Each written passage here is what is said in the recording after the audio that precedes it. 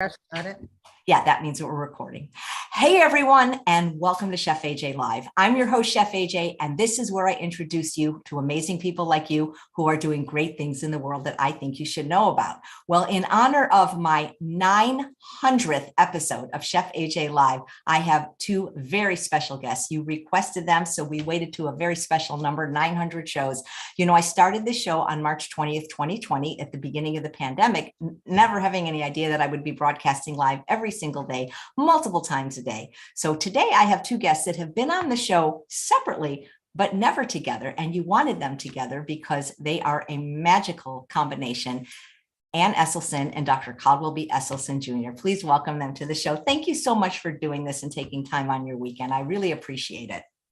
AJ, do you do this more than once a day? Yeah, you know that this last 10 days, I was doing 5 shows a day. I know it's crazy. It is crazy.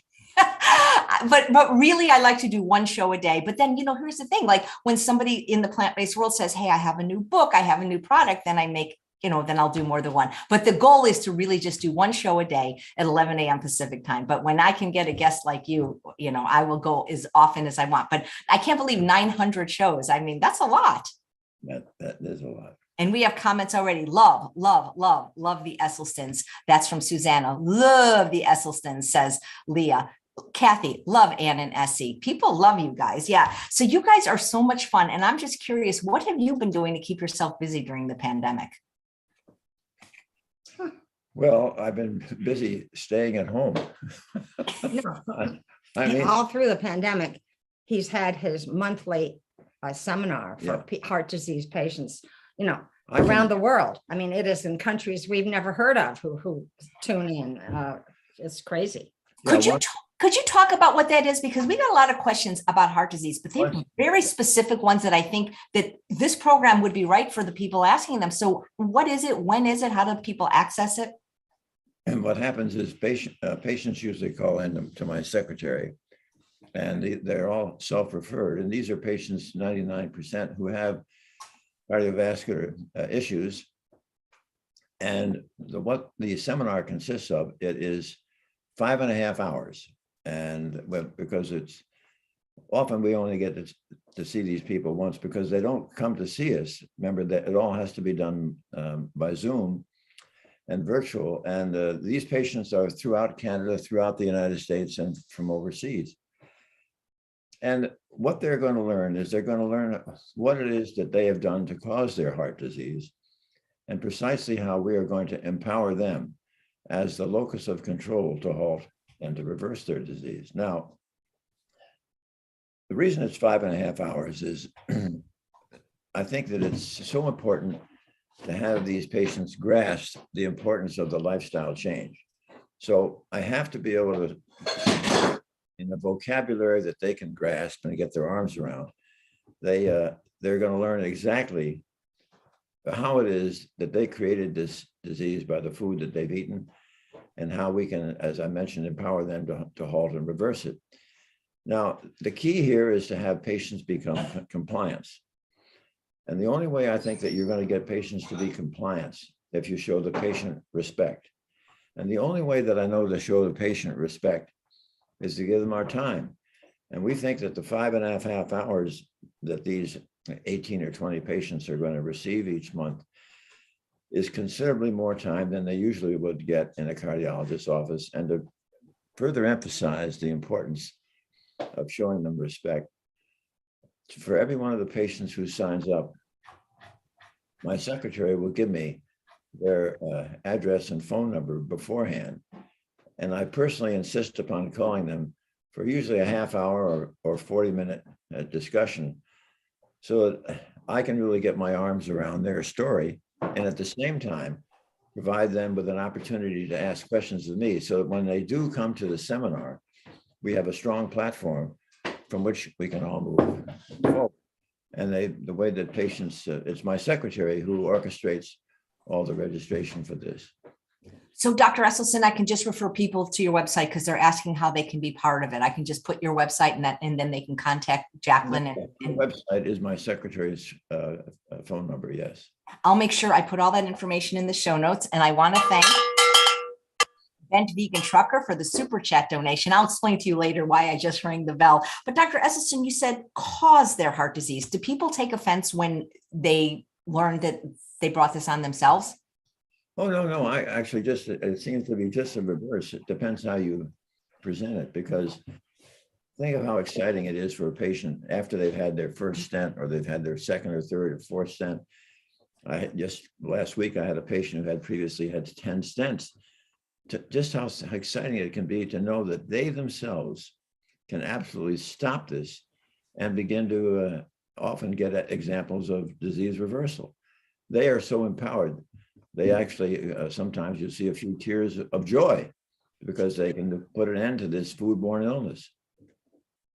I love that you call it a foodborne illness.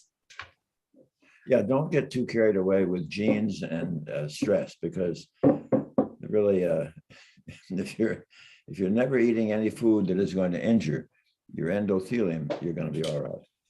Wow. Okay, so this is just a fun. Oh, what were you going to say, Ann? And that includes oil.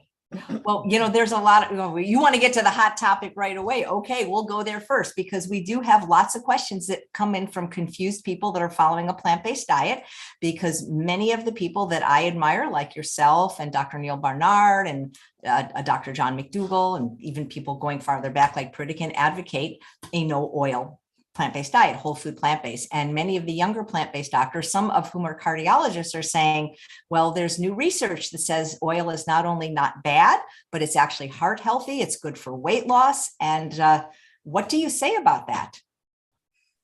Well, it's very interesting, and I'm glad you brought that up. You see, it's so important here to sort of follow the science. See, right now, and everybody begins to recognize this, how important it is to know what is the funding of studies. Now that it's been very clever that the oil industry has been able to fund any number of studies, and they will be, shall we say, they will be orderly in a way that they always show the benefits of oil. Now, a most recent one was from Harvard, where it was comparing the benefits when you substituted oil for margarine and butterfat and all the other things that are horrible for your heart. And you can decrease it by something like heart disease by 19%. Well, now that's kind of an interesting way to look at it, but why would you want to decrease the incidence of significant mortality or morbidity by 19%? Why not get rid of it 100%? In other words, it's a little bit like having somebody drive into a wall with a bunch of passengers in the car, and the car is going 90 miles an hour, and they all die. And then you say, well, but we found out that if we would drive into the wall at 20 miles an hour, a number of them begin to live. But if we go into the wall at 5 miles an hour, nobody gets even injured. So that's a little bit like it is with oil. You get the injury, but it's not as severe as it was. Well, why have it at all? Now let's go to some of the studies. I wrote a paper that was published in the International Journal of Disease Reversal and Prevention that was published in 2019. And here it is. The title of it is Oil Healthy?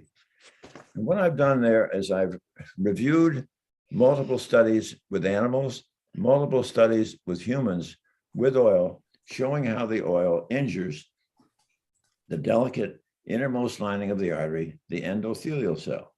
And once your endothelial cells become sufficiently injured, they no longer are able to make nitric oxide, which is a great gas molecule that is so important in the protection, salvation, and preservation of all of our blood vessels. Now, the other thing that is interesting, when Ornish and yours truly published our studies, we didn't have oil in with these patients, but we were able to show not only arresting the progression of our disease, but also we were able to show often elements of disease reversal. Now, the thing that's really kind of exciting about this is that when you look at my practice, a lot of the patients who come in with heart disease happen to be vegan. Now, how do they get heart disease? Because they're all eating mostly oil. And I think the ultimate test for those who want to push oil is how many patients do you have where you have clearly shown that with pushing oil, you're able to take patients who are seriously ill with heart disease, not only arrest disease progression, but are you able to show disease reversal? I know of no study with oil that has ever purported to do that. So we could go really on and on about that. Well, one other point that's interesting, because it covers nuts a little bit as well as oil. Often people don't look farther back in the literature and they miss some of the important studies. The one I'm thinking of was by Veselinovic in the late 1970s, published in the Journal of Atherosclerosis. Veselinovic and his team took 3 different groups of rhesus monkeys. One group had 25% of their calories as butterfat. The other had 25% of their calories as corn oil. And the other group had 25% of their calories as peanut oil. Then they followed these rhesus monkeys for 50 weeks. And when they sacrificed them, they all had severe atherosclerosis, but far and away, the worst one of all was the one that was on peanut oil.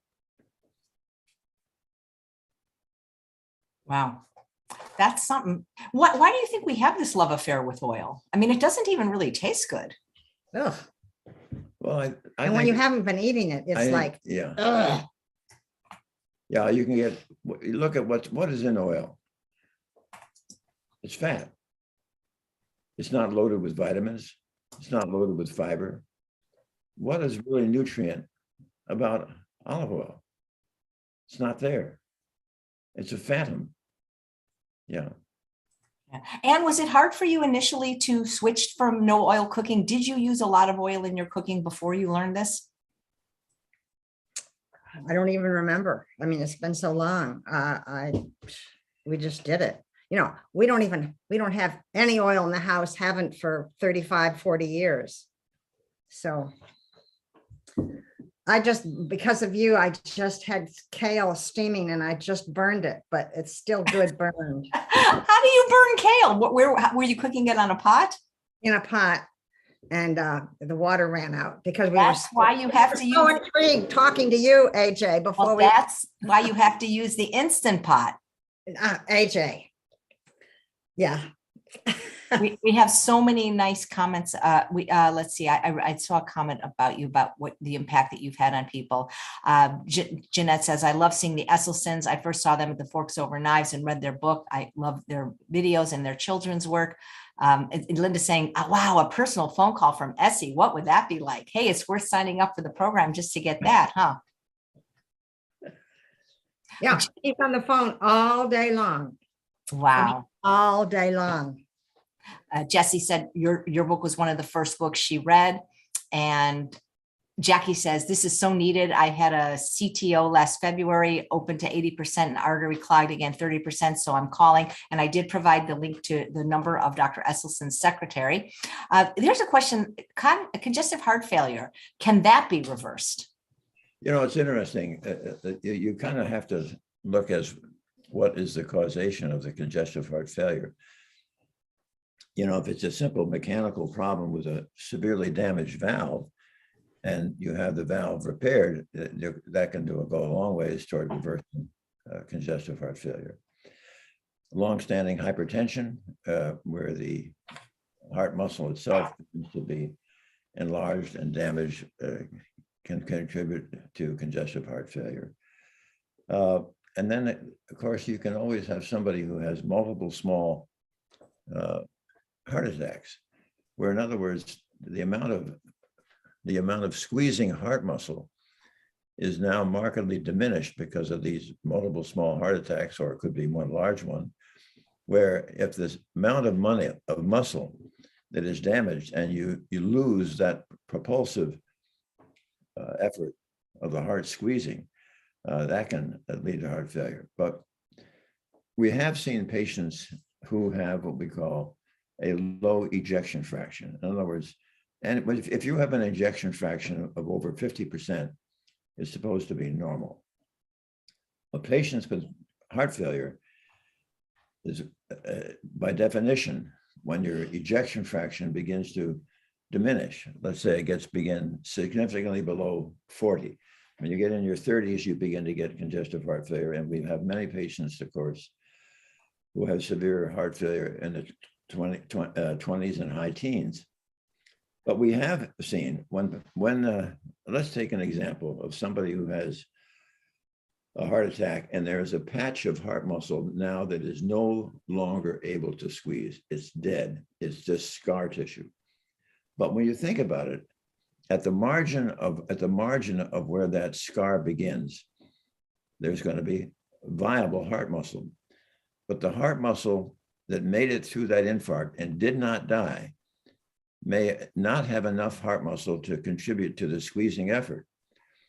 So what often happens, if patients are really following the program correctly, and if they can enhance the circulation to this viable muscle that is not squeezing, we call that hibernating. And if that hibernating muscle can now then begin to contribute to the squeeze, you can often improve their ejection fraction. That's great. Thank you. Here's a fun question from Bonnie. Knowing what you know now, what would you have done differently growing up? And what advice would you give a 28-year-old? Well, growing up, I think I wanted to be a cowboy or a fireman. And you were little. When I was little. Yeah. I think what kind of Go plant-based. What kind of just go plant-based. Converted me was I was working road construction during the summers, but I'd always had kind of an interest in the body and its mechanics, especially as related to athletics. When I used to do some rowing when I was in college, and I was always wondering what I could do with the body to make it more efficient. And you only just happened to get a gold medal in 1956. But the working road construction, I remember one particular day, there was my helper who happened to be 44 years old. The day was very hot and he wasn't helping me. He was just so fatigued and so tired. He was just sitting on a downed tree, just sort of catching his breath.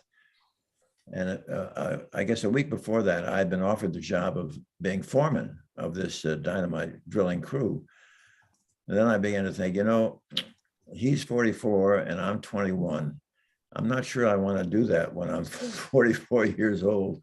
So the very next day I went back to Yale and changed all my courses and made the switch to pre-med. And that eventually led to going to medical school at Western Reserve University in Cleveland, Ohio, which is where I met this young lady. Yeah, tell us about that. Where did you meet her? Like in a class, and was it love at first sight? No, actually, the way it happened in Cleveland, her grandfather, was one of the founders of the Cleveland Clinic. And her father was quite a well-known surgeon who, when he was at Yale, he was being coached in freshman football by my father, who was doing that as an extra way to earn money while he was going through medical school at Yale. On the afternoons, he would be coaching the freshman football team, which is where he met Ann's father. And in fact, we have a picture of both of them. My father is a freshman at Yale and Essy's father is in medical school at a Yale dinner. And this old sort of black and white kind of reddish picture. They have both of them in it. It's fun. So when I got to Cleveland to medical school, I gave the Cryle household a call. And I didn't even know they had daughters, but I just went up for dinner. And her mother said, I think I'd like you to be a chaperone for Ann. Her cousin is having a wedding, and Ann is teaching in Charles River. In Boston. So when Ann came back to to go to her cousin's wedding. I was the chaperone. And then how long did it take you guys to get engaged? Oh, it was speedy. It was about 4 or 5 years. What? Wow, that's so great. I mean, that, you mentioned the gold medal. Where do you keep it? On a wall. Wow, It's encased in lucite so we can hang it, because we kept losing it and we're thinking, okay, we'll put it somewhere where it won't get lost. Is that the accomplishment you're most proud of? Oh, no, but I think what was really exciting about the Olympics was the camaraderie that exists between the oarsmen, and the fact that ever since then, on almost a yearly basis, we've had a reunion of those that still remain. But what has been there was another eureka moment, I must say. Of course, the one of all was meeting and marrying Ann, but the next one would have to be when on the day that we did the repeat angiograms and saw indeed that we could reverse heart disease. Wow, you guys have been married over 50 years, right? No, 60. Whoa, 61 almost. That's right. It'll be 61 in June, right?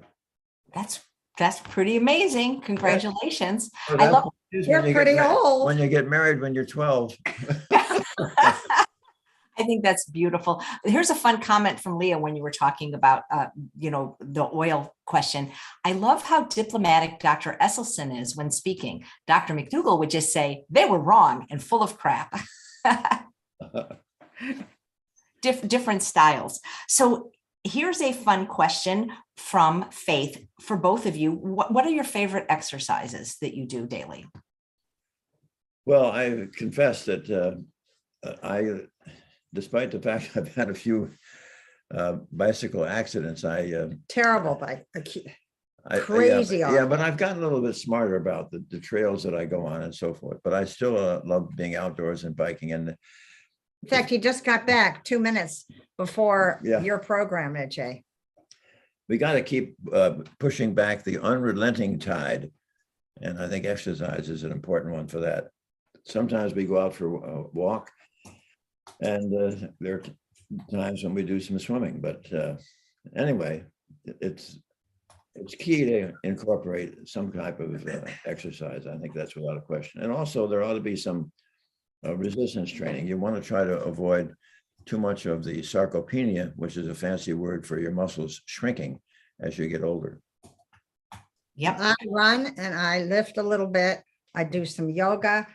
I will cross country ski. I just did that and have got a partially torn rotator cuff from whatever. And I also swim and whatever. You've forgotten.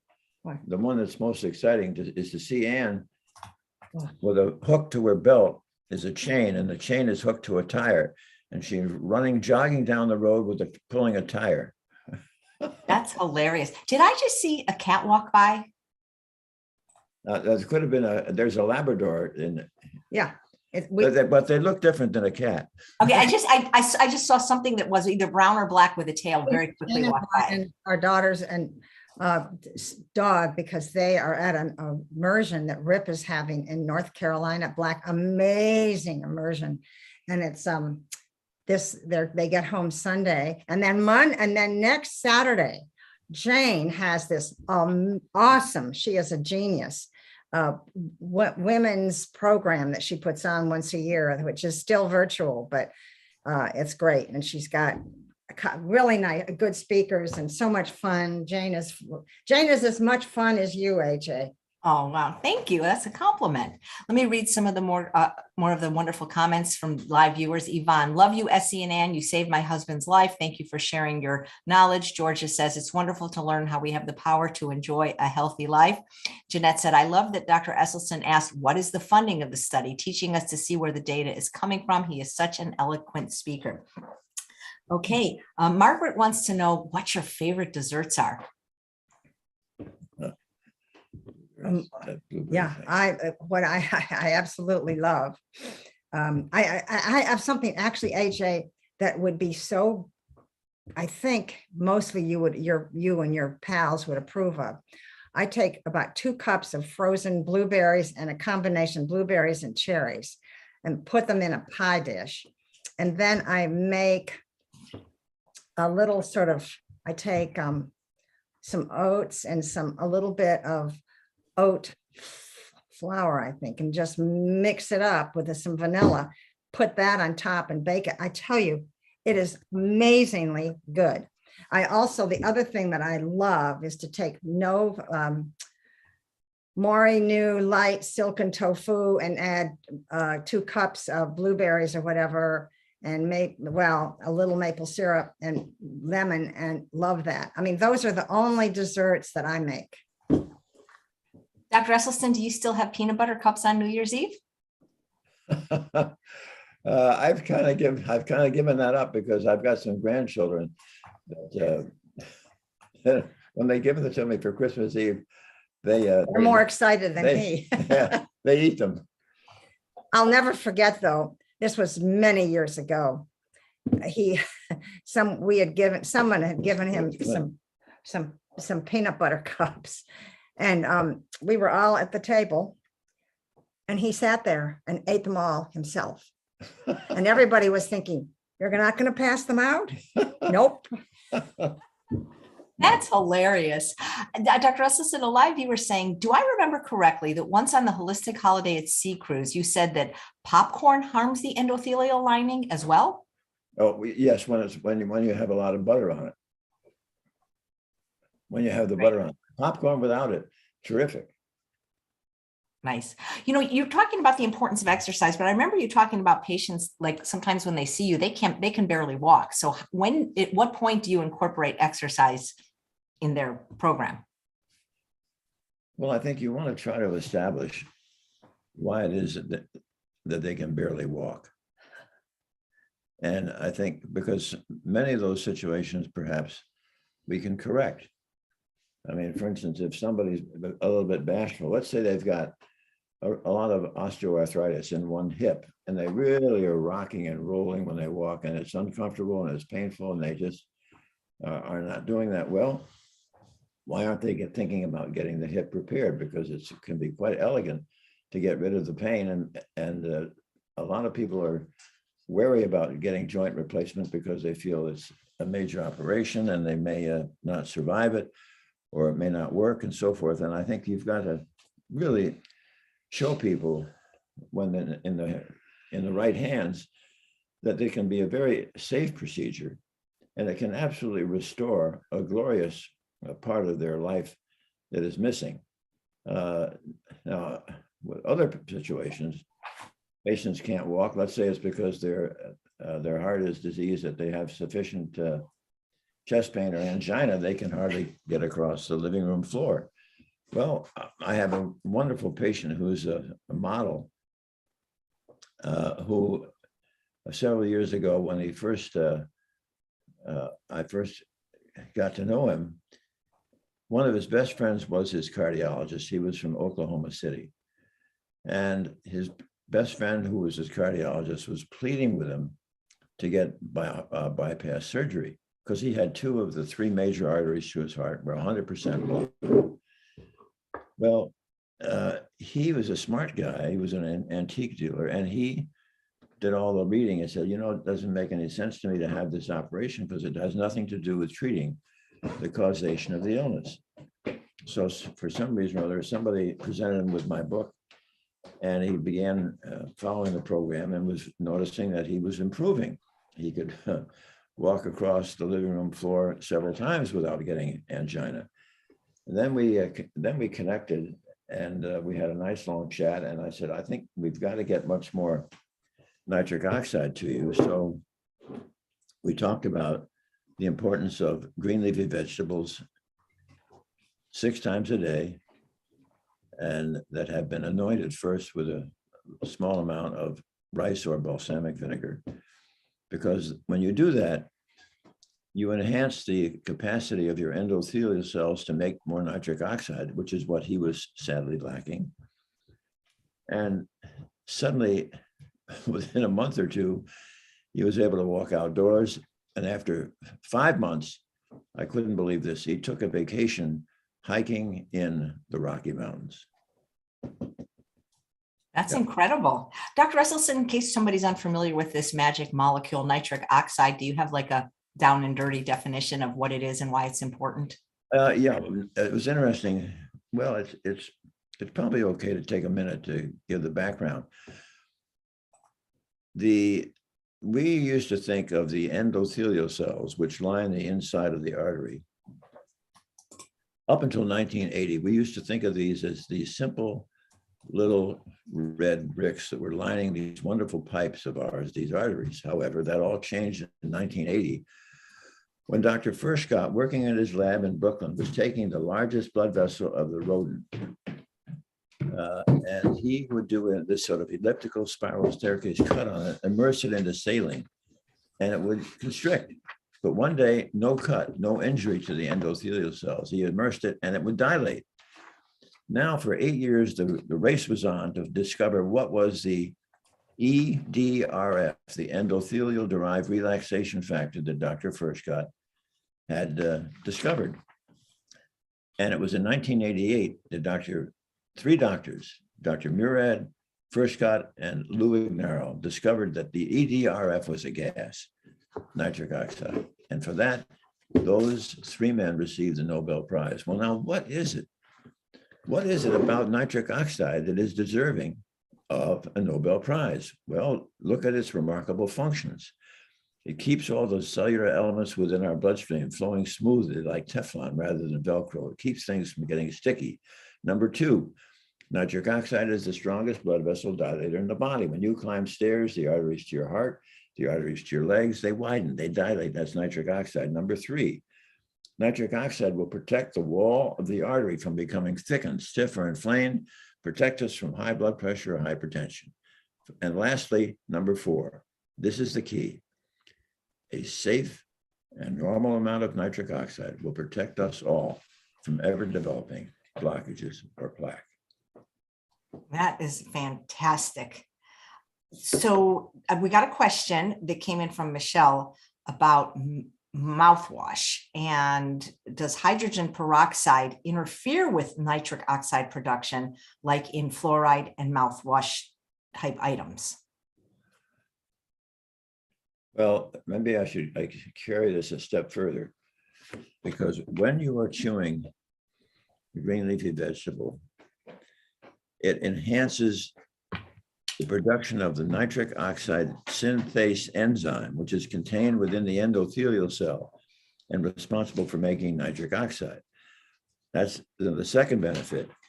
When you're chewing the green leafy vegetable, it enhances the capacity of your bone marrow to once again make the endothelial progenitor cell. What do? The endothelial progenitor cell replaces our senescent, injured, worn out endothelial cell. Now, the third thing, and the most important of all, when you are chewing a green leafy vegetable, you are chewing a green nitrate. As you chew this green nitrate, it is going to mix with the facultative anaerobic bacteria that reside in the crypts and grooves of your tongue.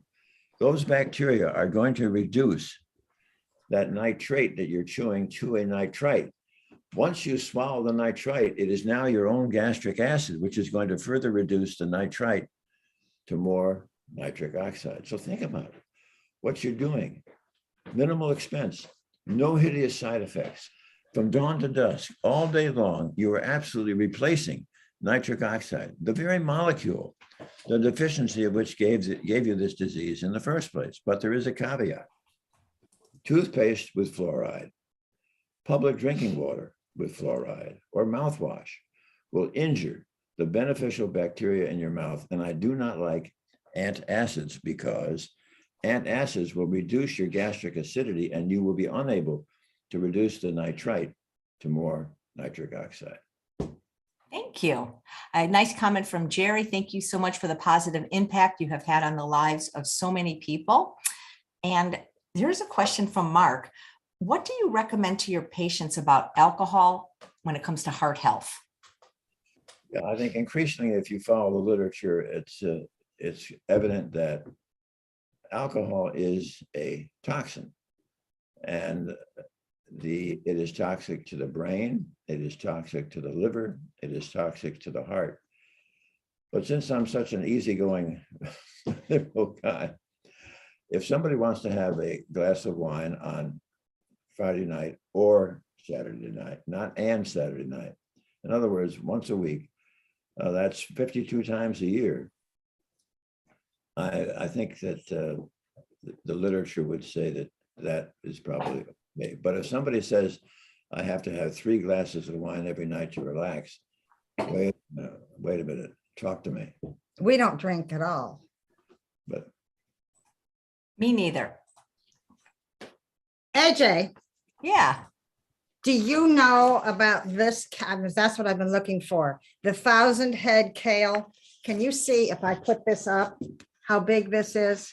Oh my God, what magazine is that? This is an amazing, the person that Essy just told you about, the antique dealer that did so well, sent us some of these seeds. And it's from Baker Creek Heirloom Seeds. And you won't believe the crazy, amazing seeds in here and possibilities. But the kale, I mean, I gather it grows so, I mean, can you see how big? It's as big as that human being. I've never seen anything like it. I'd like to have him on the show. I didn't know kale could grow that big. let's see it. That big. Is it because of the soil or the seed? No, it's the seed. Oh, Crazy. it's a special seed. Yeah. Oh, And there's another kale here called walking stick kale. Can you see that? That's unbelievable. I mean, how do you eat it? You strip it. That's But you need- but you mentioned now, Anne, do you throw the stems away or do you use them for other things? I use them. I mean, I put them in soups. I have cooked them separately. What do you do, AJ? You know, I just chop them very finely. I think if they're finely chopped and cooked, then they're fine. It's when you have raw kale stems that are very hard to eat. I don't like it to have it with the leaf because the leaf is done and the stems aren't cooked. So Right. I'm a good stripper. Right. I've heard that about you. But you talk about chewing the greens, Dr. Esselstyn, but so many people want to make juices and smoothies out of their greens. Well, I think that there are a couple of things here. There is some literature that supports the fact that maybe when you are putting it through a blender, some of the benefits of the fiber are lost. Now, the other thing that is a problem is that when you juice up a green, it can be a little bit bitter. So people will throw in an orange, an apple, or banana. Now, when you eat an orange or an apple or banana as a raw fruit, that's fine because all that fructose is bound to fiber and the absorption is rather slow and it's safe. However, once you beat it up and separate the fructose from the fiber, now when you swallow this, the sugar goes off like a rocket in your stomach, injures the liver, glycates protein, and injures the endothelial cell. Yep, makes sense. Makes sense. So he must have joined live because there was a question. Who was it from? About what do you say about the research that oil is good? You covered that at the beginning. Yeah. What is your views on the science promoting olive oil consumption? Asked Jared. That was one of the first questions you answered. Yeah. Yeah. So you can go back and watch this and at the beginning. If nothing else, be sure that the listener understands that to our knowledge, there's never been a study of patients seriously ill with heart disease where you include oil regularly on the menu and get any reversal of disease nor do you stop it. And I think you should know about, again, I wrote this paper in 2019 in the International Journal of Disease Reversal and Prevention entitled Is Oil Healthy? And I review all the human and animal studies showing the downside of oil. Could you say the same for nuts? What was that? Did I hear? Can you say the same for nuts? Oh, yeah. The reason I'm a little timid about nuts have an awful lot of saturated fat. And nuts can be fairly addicting. If I ever say that nuts are okay, they're going to be in the glove compartment, they're going to be in the kitchen, the bathroom, the bedroom, the living room, the hallway. And let's just talk a little bit about where are all the studies of patients seriously ill with heart disease where you give them nuts on a regular basis and they reverse their disease. And I mentioned the study from the late 1970s, Veselinowicz, where they took the rhesus monkeys, remember, gave them one group got 25% butterfat, the other group got 25% corn oil, the other group got 25% peanut oil. At the end of 50 weeks, when they sacrificed the animals, the group on peanut oil was just devastated with cardiovascular disease. Yep. Thank you so But- much. But AJ, for children, for athletic Right. people, we have And no somebody problem who with doesn't- nuts. I mean, I think if someone is trying to lose weight, if they have serious heart disease, no nuts. And people are asking, what about seeds, olives, and avocado? Oh, I'm all for flaxseed meal, chia seeds, and And if you're going to have walnuts, probably walnuts are the Walnuts, better yeah. nut. But for your patients, no avocado, and absolutely no coconut. Coconut has taken over the world, and you cannot find any vegan product that doesn't have coconut in it because it's just 100% saturated fat, or practically. no, I think that the greatest bit of information, I think that in this discussion about oil, just as a minimum, I should remind folks that it was last week that I received a letter. And it was from a woman who was in her mid-70s. And she had been a patient of ours, and she was doing rather well, but it was her sister who was 78 years old in September of 2021. Her sister had 3 strokes. One temporarily left her without speech, from which she fortunately recovered in several weeks. But when her sister found out what had happened, she really told her she had to think about seriously changing her lifestyle and encouraged her to try our program. And so that was about 6 months ago. And last week, when she was visiting her neurologist, who was totally discrediting her interest in plant-based nutrition, decided to get another angiogram of this artery that was 93% blocked in her brain. And he was astounded and said he'd never seen anything like it, but it was now not 93% blocked, it was now 70% blocked. So while usually most people will associate our approach with reversing disease in the heart, we know it also occurs in the carotid arteries to the brain, arteries to the kidney, arteries to the leg, and now even arteries inside the brain. That is amazing. A couple of questions on cholesterol. One is from Charles. Are cholesterol tests useful? There's a lot of debate on cholesterol. Some people say it does not correlate with heart disease. Yeah, the thing that's rather interesting is when you've spent a number of decades with us, you begin to appreciate. Let's take an example of 1,000 persons who might actually follow our program to a T. And there are going to be some who will have a cholesterol of 102 total. It'll be 140. It may be 160, 180, 200, 220. Because where is that cholesterol coming from? It's coming from your liver. You're not eating any cholesterol. Why does your liver make cholesterol? Absolutely every single membrane of every cell in our body is made up of cholesterol, as is the basis of our sex hormones, the basis for vitamin D. So the liver has an important job in making cholesterol. Now, what I find is that there are going to be multiple situations where no matter how pure somebody is, they're not going to have a cholesterol of under 150.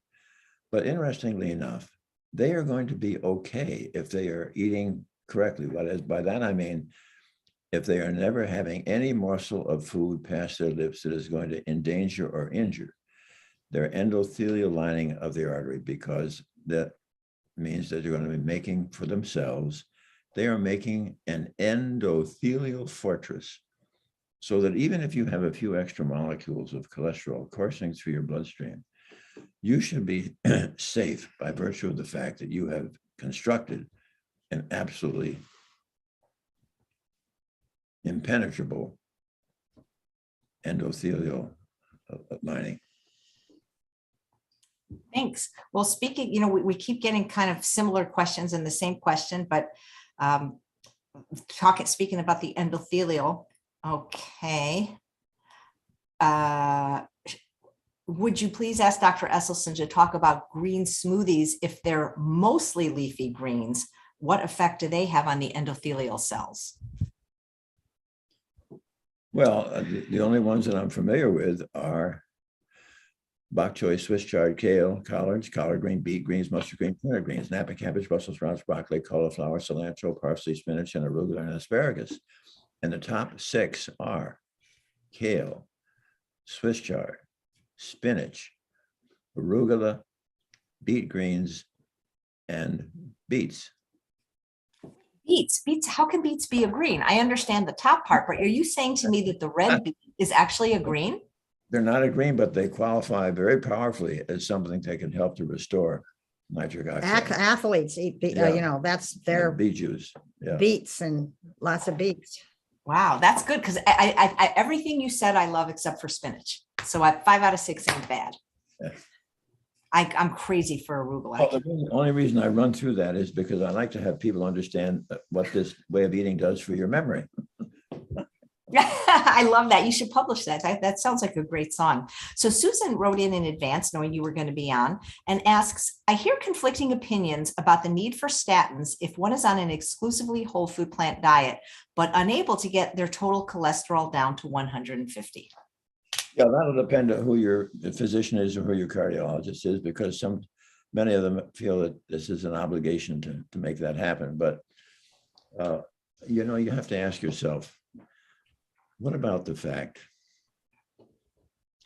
that we have known for 100 years, there are multiple cultures on the planet where cardiovascular disease is virtually non-existent?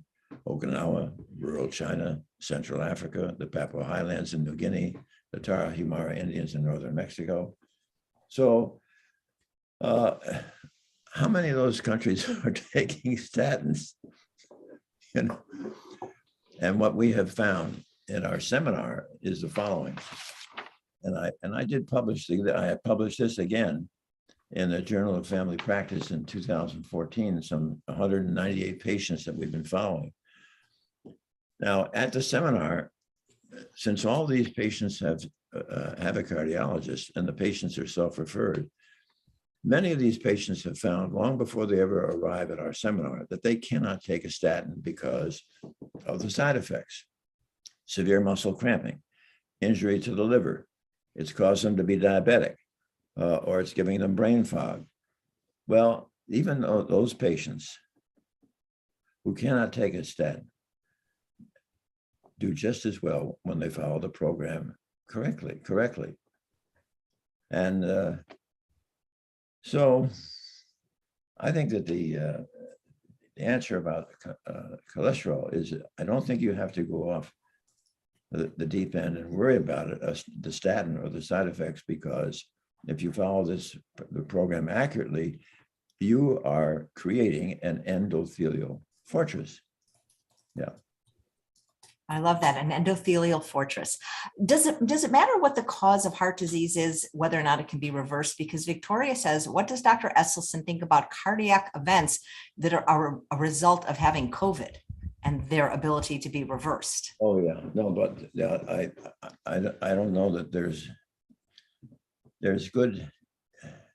Yes, there is data that indicates that if you are eating plant-based, you seem to be somewhat protected from having some of this long haul or severe disease. But I can tell you that even persons who are 100% plant-based are vulnerable to the virus. For instance, we have 3 of our grandchildren, all of whom, Four of them. all 4. There are 4 of our 10 grandchildren had all 3 of the shots, including the booster, and they all had COVID. But it was Quick. It was very mild. It was like just a cold or something. But so I think you really do protect yourself from COVID with plant-based nutrition, but it's no guarantee that you won't get it, but it seems to be very helpful in limiting it to a milder case. That and vaccination. That's great. Thank you. Ann, what do you plan to grow in your garden this year? Asks Denise. The purple is my favorite. Do you grow the purple? Because that's my favorite. No. Well, this is the 1,000-head kale. It's 3 feet long, and I can't wait to try and grow it. And I do grow a lot of kale, a lot of greens, always. Nice. And there's a question: what do you think is the best nonstick pan to use? Whew. I would throw that back to you, AJ, because I don't know. In fact, I'm suddenly beginning to think. I don't even think all the 8 of, I had the green ones and they got wrecked and they're worse than when they were before. So I think you have to treat them really gently, and then probably any of them work. What do you think? I say the best you can afford. I'm still using the same one I got many years ago from Pampered Chef. It's nonstick, but it's not Teflon nonstick. It's that other kind of nonstick that's, I guess, safer. But I just like to use my Instant Pot. You can saute right in the pot. Yeah. So AJ, I just have to tell your followers about a story. And that is so many years ago. I do not remember the number. You probably do, AJ. Essy or I, we were talking at McDougal's, I think, in California. And whenever we were out there, AJ always asked us for dinner. So you asked us for dinner. And this was back when we started doing this, there was no internet, there were no books, but there was a sort of AJ was part of the early bit. So we went to your dinner, and at that dinner was Matt Letterman and his wife, Alona. And Alona can't eat nuts, but this was way back, AJ, when you were eating nuts. Yeah, this would have been before 2012, because a nut has not crossed these lips. No, years ago. This was probably 2008. 20 years ago. But at least. So I can remember the meal. I couldn't believe the meal. I couldn't stop eating. I ate, and there was course after course, and you even gave Alona things that have no nuts. But I can remember afterwards, I had to go and lie on the floor of your living room because I was so full. It was the worst I've ever felt. Oh, thank you. And it was delicious, but it was so exciting to have all that good food. Yeah, I don't cook like that anymore. It's been over 10 years since I've done that. I even rewrote my book, which is coming out very soon, to not have all those nuts in it. But when you know better, you do better. And I remember, because you broke your hip the next day and you blamed me because you were so full. Oh my God, that's all I could tell them when I AJ, Jane and I, but this is all Jane, also have a book coming out in August called Be a Plant-Based Woman Warrior. Live fierce, stay strong, eat delicious. That sounds, when does it come out? I'd love to have her on the show. In August. Okay, well, let's get her on. That sounds amazing. Dr. Essy, do you think you would have been as successful without Ann and her recipes? No way.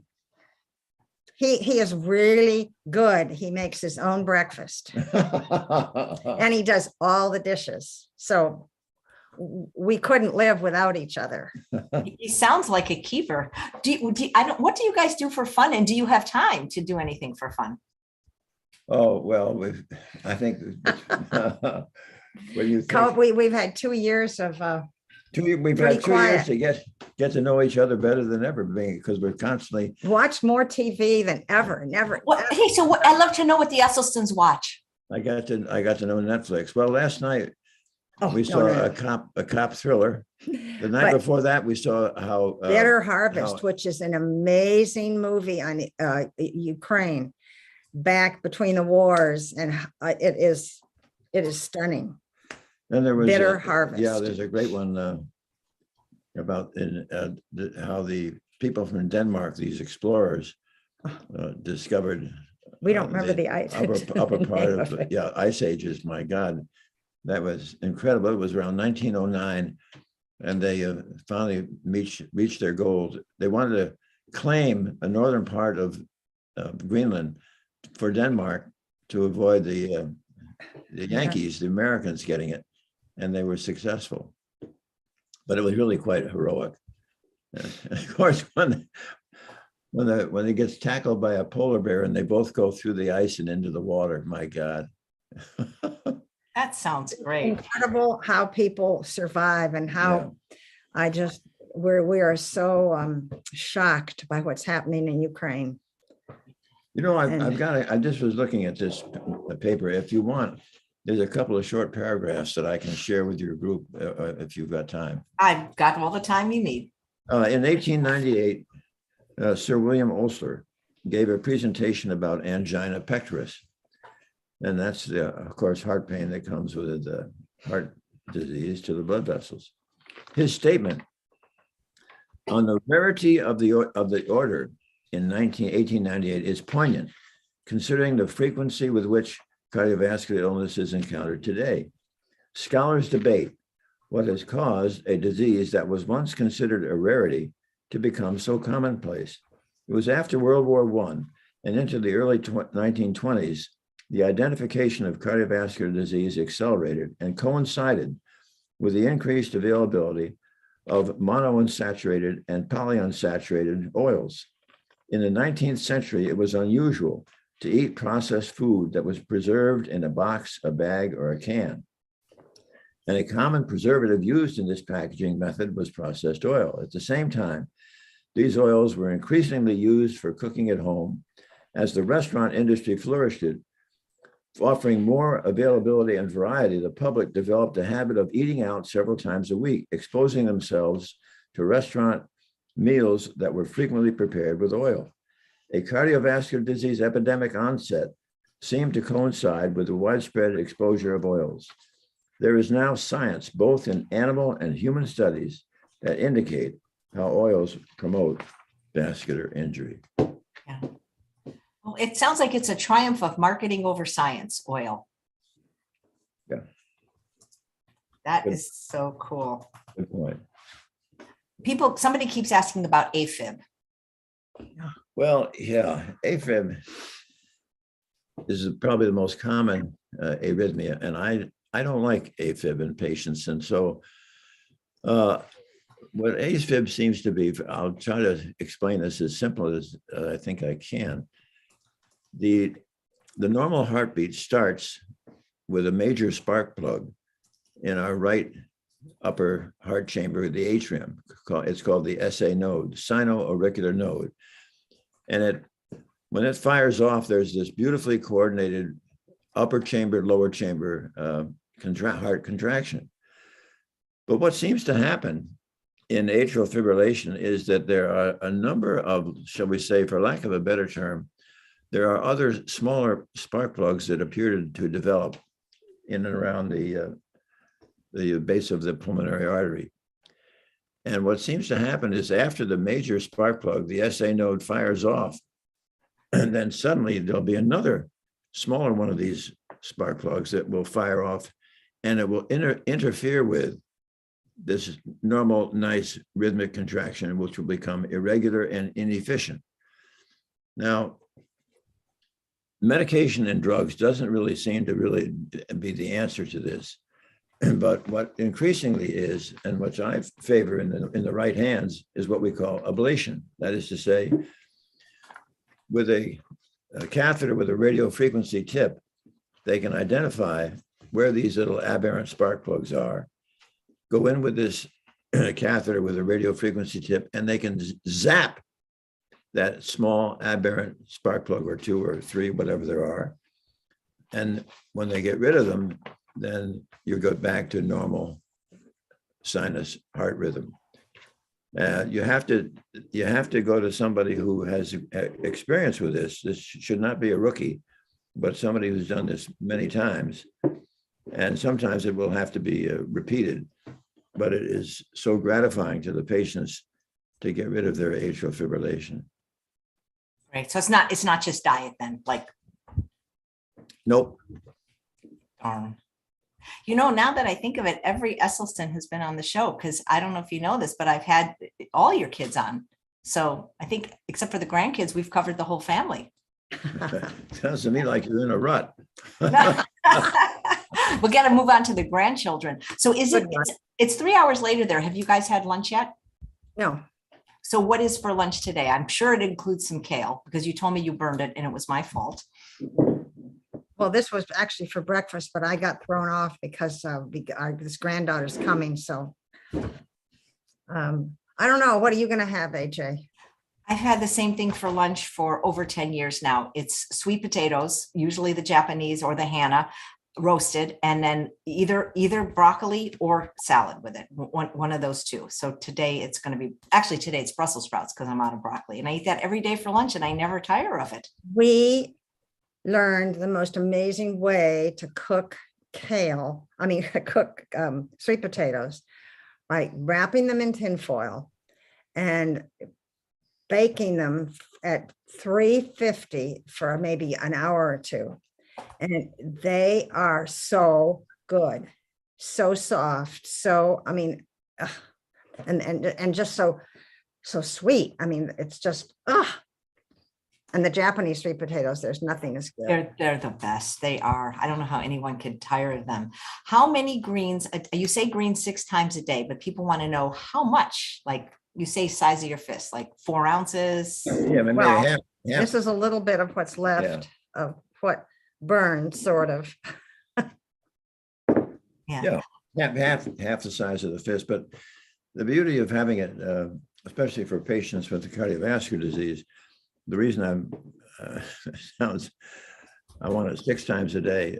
When you think about it, if you have it alongside your breakfast cereal, again, as a mid-morning snack, again, with your lunch and sandwich, that's 3, mid-afternoon 4, dinner time 5. And then, of course, I adore it when you have that evening snack of arugula or kale. What you're doing is you're absolutely drenching your body with this absolute valuable, incredible molecule of gas, nitric oxide, which is so essential to cardiovascular health. Nice. Ann, did you have skin cancer? Somebody's inquiring. Yeah, I've had all kinds of things in my eyelids and just those little things. The victim of the sun. But you're okay. Yeah. Nice. Good. Excellent. Please send my thanks to this wonderful couple. They are lifesavers. You guys have so many fans. It's amazing. Because so somebody's asking how you cured your skin cancer. Did you have it removed? Yeah. Right. So it had nothing to do with diet. It was just the sun. No, it's just the sun. I grew up in the sun, and I had on one eyelid, underneath one, they've been basal cell, not. Yeah, that's one thing I changed when I moved to the desert. I don't let sun get on my face anymore. That's hence the hat, which you commented on, but I just don't let sun on my face. Good. Right. I let it everywhere else, but not on my face. Watch over here too, because Yeah, it's true. Yeah, I do use sunscreen. And sometimes, we have these hats in the desert where like you can cover everything. This is even before the pandemic. They sell hats where it's like the front is covered, the back is covered. So yeah, you gotta be safe. So you guys are so much fun. I hope it's not another 900 episodes before I get to talk to you again. thank you, AJ. Thank you, AJ. Oh, I really am so honored that you did. And I'll never forget, you once gave me a gift. I'm not wearing it because I'm wearing silver today, but you gave me a gold-plated necklace, a leaf of kale, and I cherish it. And I have it hanging on where I can see it every day. AJ. Yeah. Ebony says, the Esselstyns deserve a Nobel Peace Prize. Is there a way to nominate you for one? I mean, I don't know how that works. Yeah. Well, Thank you all. Thank you, David. thank you guys. You guys are so loved and we so appreciate the work you do. And thank you for honoring me with your presence for this very special 900th episode. And thanks all of you for watching. I know that's a lot of people. And you know who one of my favorite ones was, Ann? And she kind of reminded me of you, believe it or not, was the wife of Jacqueline. Oh, really? Oh, Yeah, no, that he was amazing. She's like 97 and she lifts weights every day. Her name is Elaine Lelaine. I don't think she's vegan, but she's eating pretty darn good and doesn't eat like processed food. And she was very inspiring. But she you remind me of her. She reminds me of you. I don't know which way to do that, but Because of her age. well, just because of her zest for living, and and the fact that, I mean, I don't lift weights every day. I mean, who does that in their 90s? I don't even do it in my 60s. Oh, AJ, onward. I know I got to start. You guys are really role models. So thank you so much. And I hope you'll come back and talk to me soon. And thanks all of you for watching. Please come back tomorrow when my guest is Dr. Melissa Sunderman. Take care, everyone. And